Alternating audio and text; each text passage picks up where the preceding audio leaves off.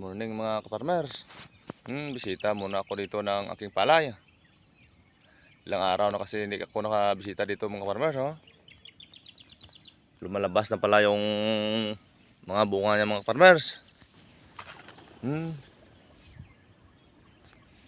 Kasi inulan naman tayo kagabi mga kaparmers. Oh.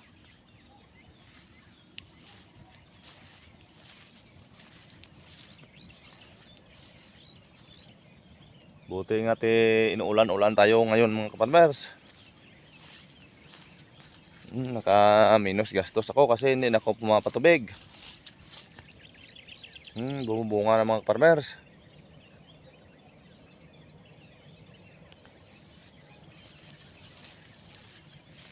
Kailangan na itong mag-spray ng insecticide para sa mga tsangaw.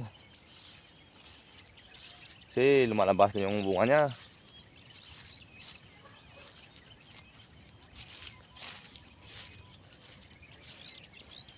Ang maganda dito mga farmers ay pinasalubong ng ulan-ulan kahit paminsan-minsan.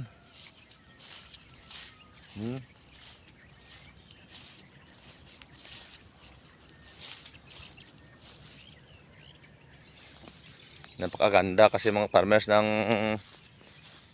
tanim natin kapag ito'y inuulan-ulan.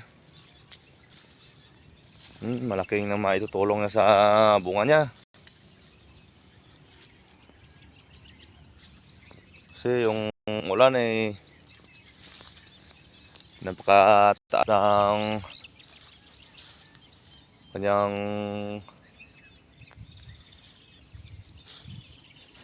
pangpataba sa mga tanim.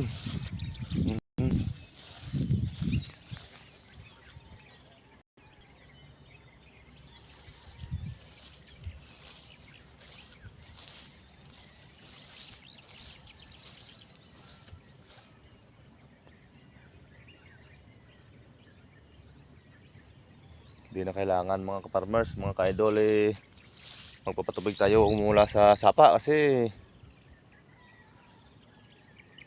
inuulan-ulan niya.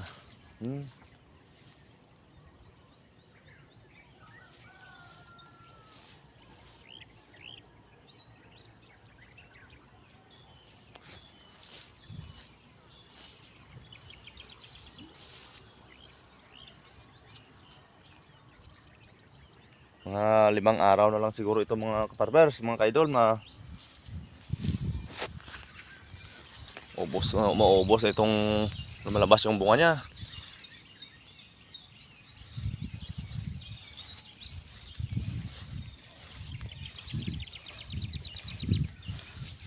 Hindi pa tayo mga ka-farmers, mga ka-idol makapag-araro kasi hindi pa masyado malakas yung ulan niya. Yung mga katabi ko dito napaka kapal na ng damo.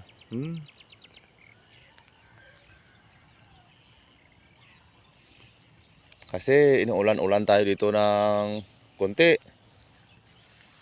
Hindi masyadong malakas.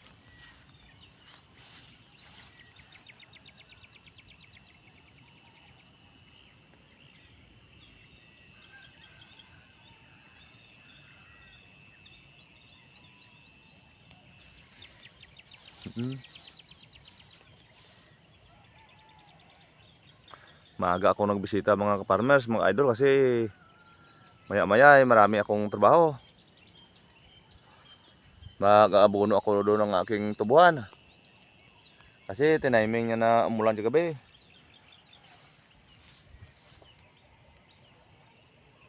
At maganda ito iabono sa tubuhan mga ka-farmers kasi basa-basa yung lupa. Ito yung magandang mag-abono sa tubo.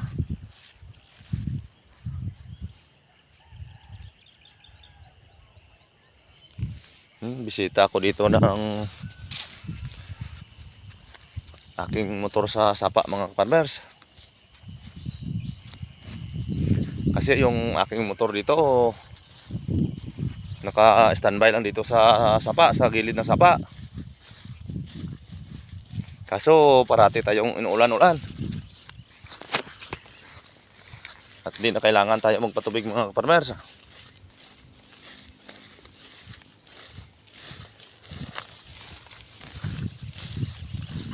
Yung ibibili ko ng krodo, ibili ko na lang mamaya ng pang insecticide na spray ko bukas o kaya mamayang hapon.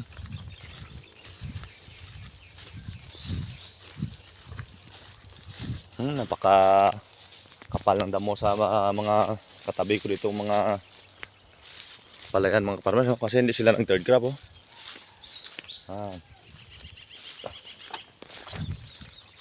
Nahihirap na itong araruhin mga kaparmers kasi kapal yung damo. Maganda dito ipatrakturan lang, rotator.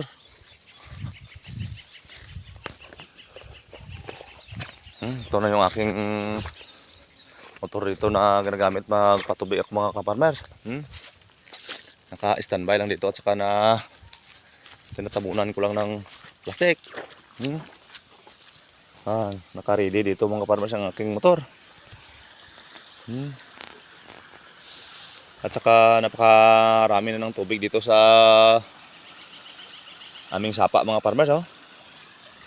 Yung aming water impoundment dito ay umaagas na. Malaki ang source ng tubig mga farmers.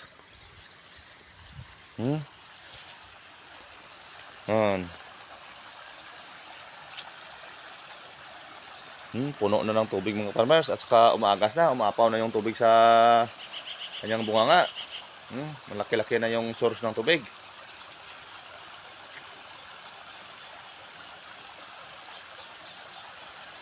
Tatapusin ko na lang mga farmers yung aking tubuhan doon at saka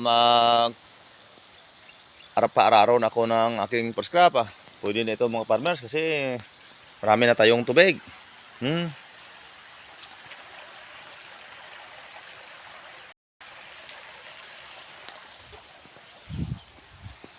Sa mga solid followers ko pala dyan, shout out sa inyong lahat yan mga ka-farmers, mga ka-idol. Sa mga bagong followers ko dyan, shout out din sa inyong lahat yan. Maraming salamat. Hindi lang tayo susuko. Haahon din tayo mga ka-farmers, mga ka-idol.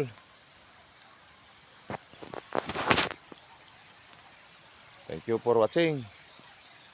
God bless sa ating lahat. Bye-bye.